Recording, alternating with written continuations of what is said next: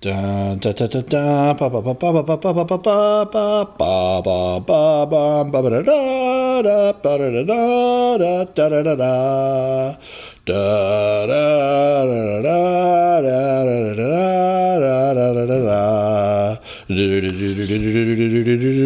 non-copyrighted ba ba ba ba ba ba ba ba ba ba ba ba ba ba ba ba ba ba. Can't sound too much like blah blah blah blah blah na na na na na na na na na da da da da da da da da da da da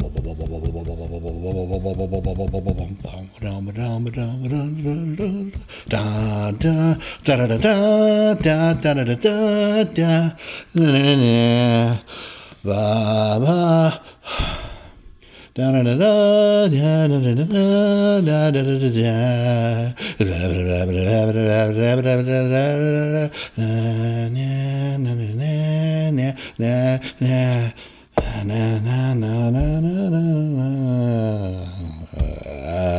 Screw it.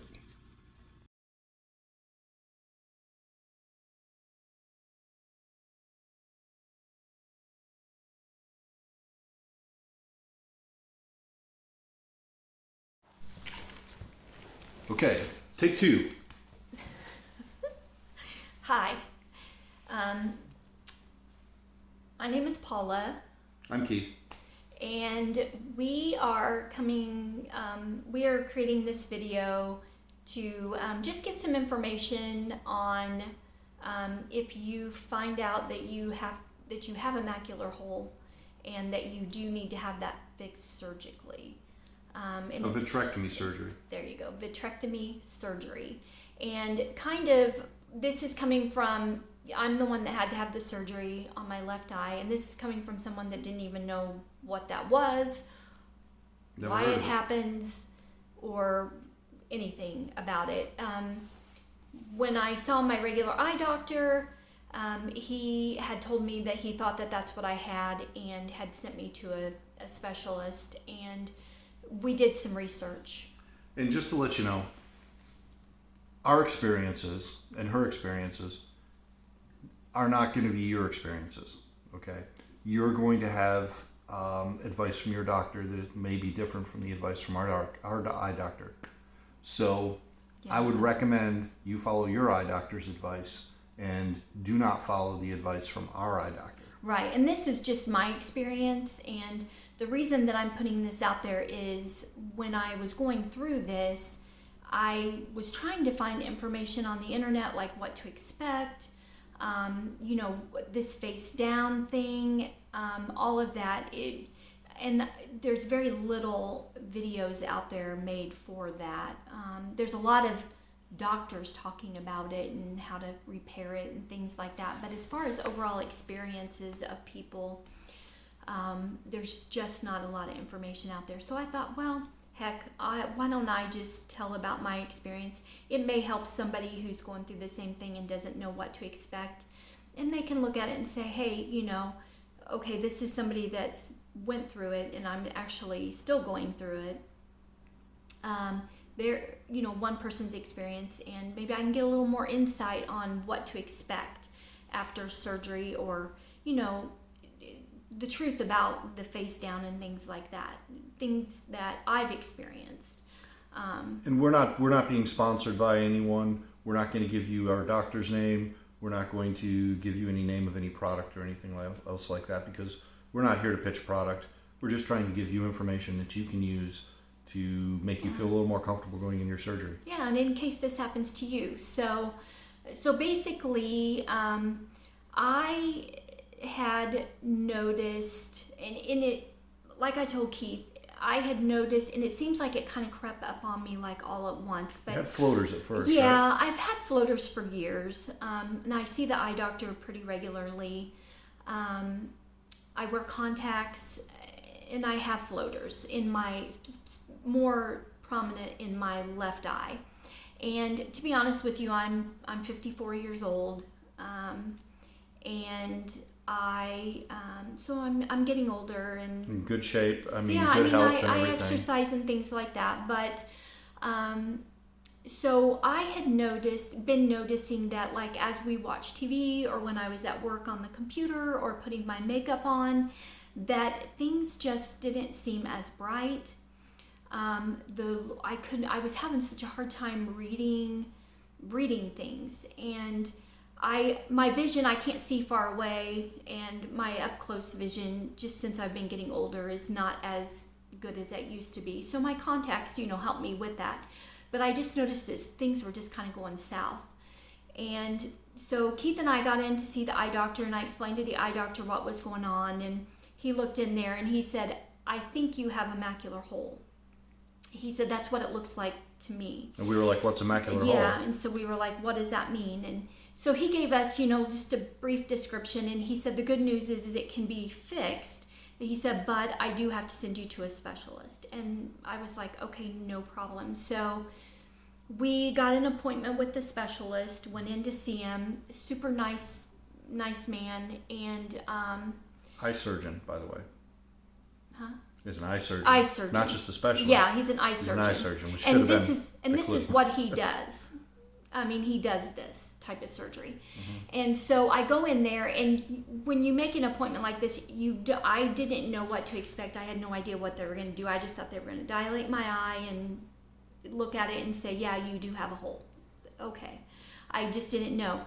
But when you go in for this type of situation, or at least the eye surgeon that I saw, you go in and they have you look at this piece of paper that's got like a dot and 4 squares, because I think that this is like the main thing that they use to determine if you do in fact have a macular hole, and what you're seeing. So basically they make you look out of the eye, stare at the dot, and they ask you, "Do you see the dot? Are the lines, do you see the 4 squares? And the 4 squares, are any of the lines missing in those 4 squares?" And so this is the chart that they have you look at. So they have you concentrate on the dot and then the 4 squares around the dot. And so basically when I looked into it, I would sometimes see the dot, most of the time not. And the squares around it, they would be missing or wavy, or shrunk. Like everything that was supposed to be big would be squished. And pieces and parts of it would be missing, and I just wasn't seeing. So they have you do that, and then they put dye in my arm that went up to my eyes to look at the vessels, I guess the blood vessels in my eyes. And when they actually did the x-ray, I'm going to show it right here. This is the image that is the back of her eye. Now, her right eye, this is her right eye now, and her right eye is going to be, as you can see, has no problem with a macular hole. But the left eye, this one here, obviously has a huge gaping problem. Yeah, so after they did the x-rays and everything, then we saw the eye surgeon, and he said basically, he showed us the x-ray, and he said, "Yes, you do have a macular hole." And he explained it to us that, as we get older, that I'm not exactly sure of the terminology of it, but basically as we get older, the gel, I guess, gets... The vitreous humor. Yeah, isn't as jelly-like or something, and your normal process... Thinner. Normal process is for this to pull away, and sometimes when it's pulling away, it leaves a hole instead of pulling away cleanly like it should. And so in my situation, it left the hole. And so what he told me is, he said, "I'm going to see you back here in 4 weeks." He said, because sometimes this can clear up on its own. I just want to give it time to see. And when I went in, I was this stage 2 with the macular hole. So I was like, okay. And so we went home and we scheduled our appointment for 4 weeks later, or my appointment. And over the 4 weeks, he had me use that chart. He said, just look at it, not every day. He said, just look at it every couple days, see what's going on. So I would test it. Sorry. So I would test it, and Mailman. it just didn't seem like it was getting any better. when I went back in for the second visit, the doctor said it was a stage 3B, and at that point he did tell me that we needed to do the surgery. So he said it's not anything that I have to do, like, he said it's not like get it scheduled right this second. He said, but I don't want you to wait 3 months. He said it does need to be done sooner rather than later. And I said, okay. So I ended up scheduling mine out for 2 weeks. And I was like, you know what, I'm just going to get it done and get it over with. I wanted it done before summer, before spring, and all of that. And obviously I didn't want it to get worse because it had already started getting worse. So anyway, I went in and talked to this, got the whole, had to give confirmation or approval for the surgery. That's when they tell you, the nuts and bolts of the surgery. This is what to expect. We're going to cut your eyelashes to make sure that the threat of infection is lessened because of your eyelashes. And, your eye is going to be swollen, and you may have oozing from your eye, and it will sometimes make your eye shut, like glue shut. You know what I'm talking about. When you're sick or pink eye, your eye gets crusty. And that you go ahead and look at ordering the face down things. Equipment, yeah. And that, you're going to get 100% guarantee you're going to get a cataract, and this could not work. You may have bleeding. I mean, there's just all sorts of things that they tell you. And so I was like, okay, sign my life away, go home, ordered the equipment for the face down, which there are a lot of options for the face down, but what we found out in researching it and looking at it is pretty much everybody has the same thing. It's just, you just have to kind of pick one. I was kind of stressing about it. I didn't know who to use, and finally I just said, I'm just calling this company. And believe me, it was super duper simple.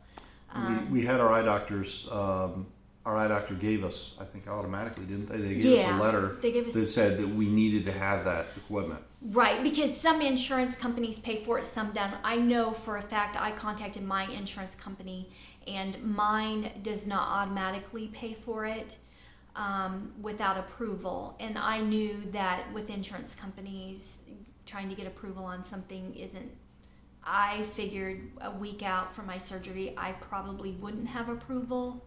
So I just went ahead and ordered it and paid for it. My doctor gave us a letter basically that said that this equipment is necessary for this surgery. Yep. And so I can submit a claim on my own to my insurance company and maybe get some money back on it. So I'll be doing that on my own. But so anyway, so now I had the equipment. It was delivered early, so Keith and I could get it ready, and I could kind of get used, take a look at it and see what I'm looking at for this recovery. The equipment arrived. It was in fairly good condition. We had a few little problems, which I'll show you in another part of this video, where there were just a few little issues with it, and it's not.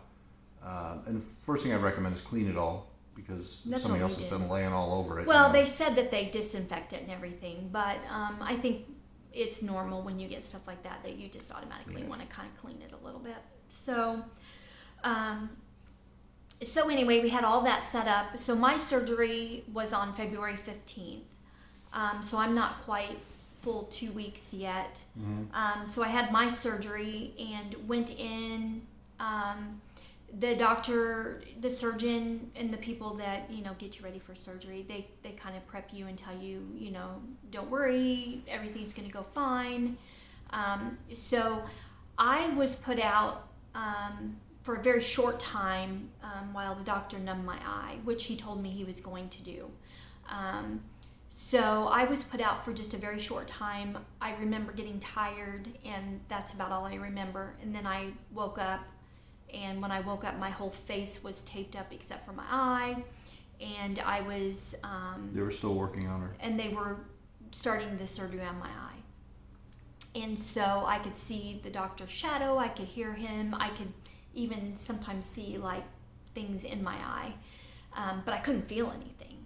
So basically he talked to me and told me everything that was going on. He told me when I might feel like a discomfort, or when it would sting, which when he told me that, I absolutely had what he told me I was going to have. So that was fine. It was only lasted a few minutes, no big deal. So then they get you out of surgery, and they get you in the little recovery area. And pretty much right after that happened, they got me situated in the face down position, which was what they told me to do, was get face down. They gave me a pillow to put my hands on the table, and they gave me some water. And then they cleared me to go, and I got in the back seat of the car because you can't ride in the front seat with the airbags. So we drove home, and it was a little over an hour drive home. Yeah. We got home, and of course, everything you're doing from this point on is face down. You're not standing straight up at all. So we got home, and immediately I got in my chair and put my face down, and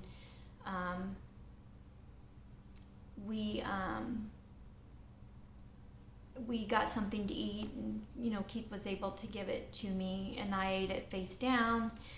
And that evening I was able to take the bandages off of my eye, and Keith put his phone up there on the camera part of it so I could see what my eye looked like. And it really didn't look bad. It was just bruised under here pretty badly. And I had some swelling, obviously. But it didn't look red or anything. No, it didn't look too bad. But it didn't even look bloodshot. Well, it was a little bloodshot. Okay. A little? Yeah. Not too bad, though. Yeah. So anyway, so that was so the first night I didn't know what to expect. I was had my whole thing, the little thingy that you put on your bed, and you lay down on your bed and put your head in this horseshoe pillow thing? Yeah, horseshoe pillow thing, and you're just laying there trying to sleep. And we had a pretty bad snowstorm, so I was supposed to see the doctor the very next day on Tuesday, but we had a big snowstorm, so I couldn't go in until Wednesday. Well, Wednesday we went in to see the doctor, and everything looked good. He told me that at that point the hole was 80% closed. 80% closed 2 at days. that point. And the nitrogen, what is it? The gas bubble. Nitrous oxide bubble. Yeah, was in place, and everything was good.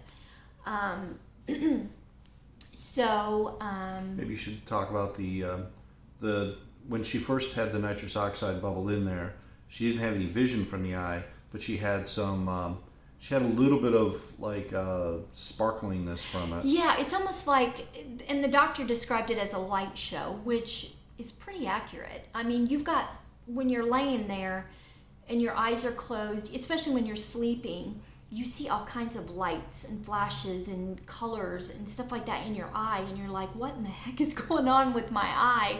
But that, come to find out, I mean, it's what they call like a light show. It's probably just the nerves reattaching. I would imagine, yeah. Well, so then you had the nitrous oxide bubble.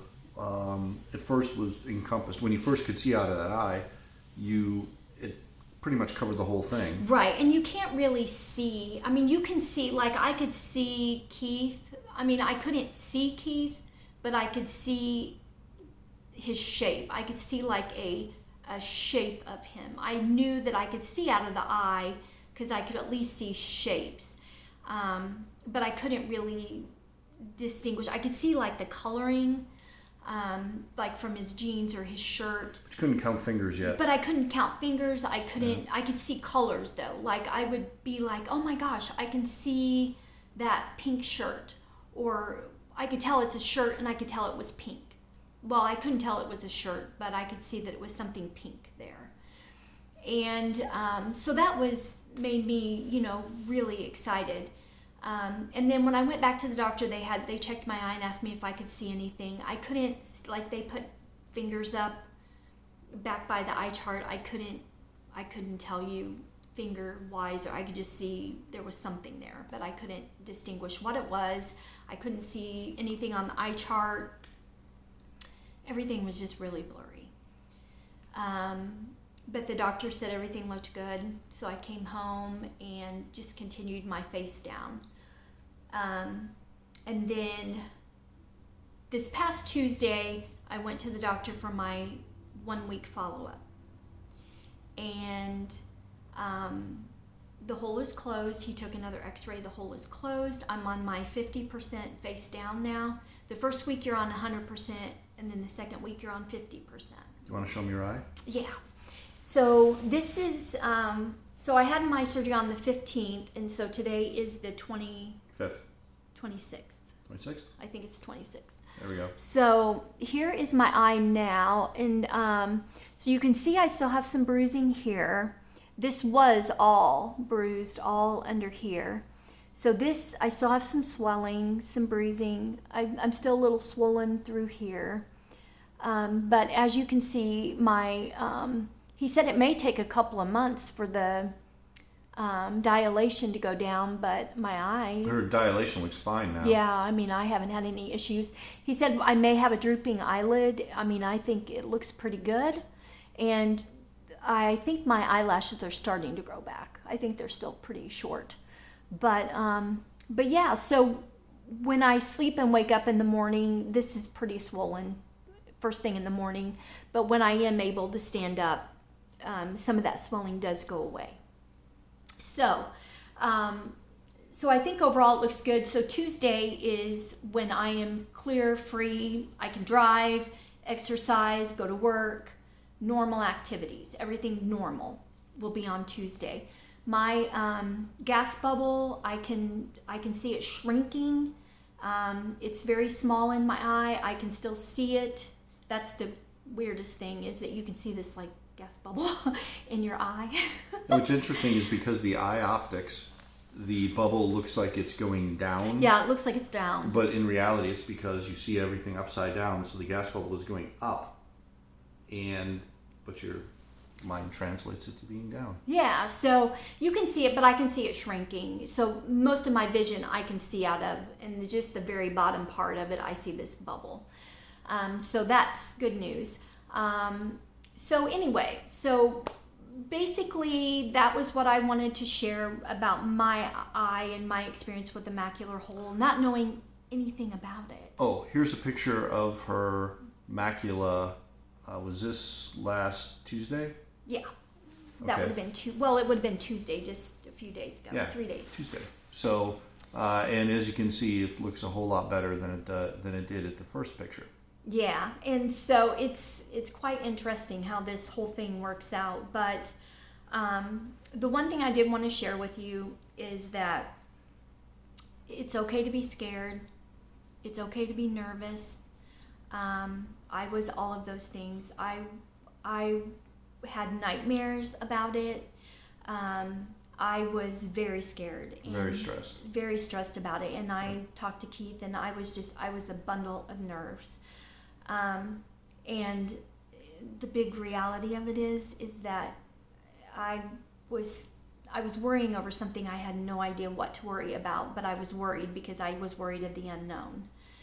And it really wasn't that bad.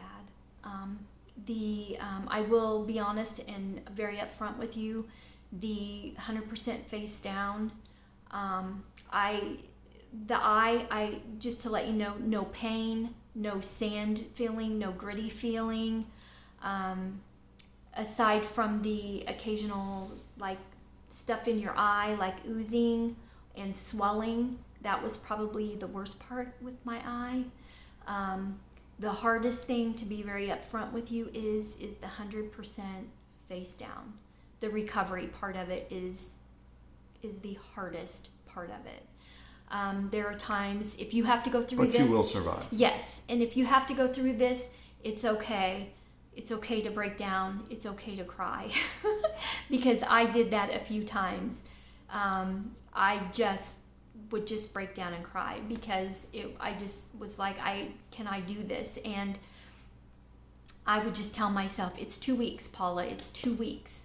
2 weeks, you can do this. And I would wake up in the morning and I would have a countdown. And I would just say, it's another day. We're getting closer to not having, being able to stand up straight. I didn't look at myself in the mirror for a week. I had my hair, I don't know what was going on, but I know it was a rat's nest. By the time I combed it out and tried to comb it face down and all that stuff. But you know what? No makeup, no contacts, no worrying about your hair for 2 weeks. It's actually quite nice. You get ready a lot quicker. But anyway, like I said, I'm on my second week, almost finishing up. It's nice. I spend the majority of my time, my 50%. I try to do more during the day, so that Keith and I have the evening together where we can eat dinner together and we can watch TV together in the evening, where I'm not having to be face down, where at least I can look at him in the eye and talk to him and, just have a normal conversation, and maybe a glass of wine or whatever. Oh, the tablet. Yes, and one thing, I did want to show you too. Where's my eye? It's on the floor. The dog knocked it off. Okay. So this is the eye patch that I have to wear at night when I sleep. So basically, you just put this over your eye, and I have tape, like this little tape, and you kind of tape it on when you sleep. Get a good surgical tape. Yeah, good surgical tape, because we had a not so good one, but yeah, and you just tape it on there, and then you go to sleep. And basically, what I do is I just sleep on my side, my left side, and I put my head down, and my eye, this part of my eye is on touching the mattress face down, and that way that kind of works best for me sleeping wise. But they have things that you can use to sleep where you can put your head in the little thingy and sleep on your tummy. I'm not a tummy sleeper. But anyway, that's what worked best for me. I wear my glasses during the day to protect my eye, and I wear this at nighttime. If you have a streaming service like Hulu or anything like that, I recommend you have a decent tablet if you don't have one, but get one. Well, you don't have to get one, but because they give you the mirror to use. The mirror is terrible. The mirror doesn't work out real well, but if you have a cell phone and you have like YouTube, or you can get your Hulu or whatever you use, Netflix or whatever, use that, or you could use a tablet like this to watch TV. This is what worked out best for us, because we would watch the same program. I would watch Hulu on the TV. She would watch on the tablet. We would sync them up, right, so she's actually able to see everything in sync with the audio that she's hearing. Yeah, and we're just using it on two different ones, and we would just sync the audio so I could just listen to what he's listening to, but I was watching here and he was watching on the TV, just so that we could actually. That mirror was crazy. I would put it on there and I would end up seeing myself more often than the TV. I don't know what I did wrong, but it didn't work real well for me. But yeah, this was a lifesaver, because you can't read or anything like that, but you can watch TV. So this thing kept me sane while face down. Occupies your time. Especially if your husband has to work and you're here. My mom lives with us, so I would go down and sit in my chair and visit with her and watch videos. But anything to just kind of make the time pass by, because it seems long. But I realize it's just 14 days out of your whole life, and to make it to where you can see and you don't have to worry about possibly not being able to see out of the eye. So I just wanted to let you know, don't be afraid. It's okay, and you will get through it. Yeah, and being face down does suck, but when that second week comes and you're on 50% and you stand up for the first time after a week, it's amazing. But I do want to tell you too, when you first get to stand up and walk straight up after being down, face down for a week, you are kind of rocky. So be careful. Be careful. My brother was laughing at me because honestly, you feel like, those things, like when you go through like a haunted house and they have those things that spin and you're walking on a stable floor, but the thing is spinning and you kind of feel like you're doing this on the bridge, but you're really not. It's just the thing going around making you think you're a little crazy. It's kind of what it feels like. Sometimes I felt like I was walking sideways because I just was off. And I think it's got something to do with the bubble, just not being able to see as clearly, which I can understand why they don't want you to drive now. But yeah, so it's I just wanted to give you that information that you're just a little wonky. And if you have to navigate stairs or anything like that, just be super careful because it's hard to tell depth-wise where things are, or even like to even touch something, you think it's here and it's actually here. It's really kind of strange. So if you like this video, go ahead and hit like on it, please.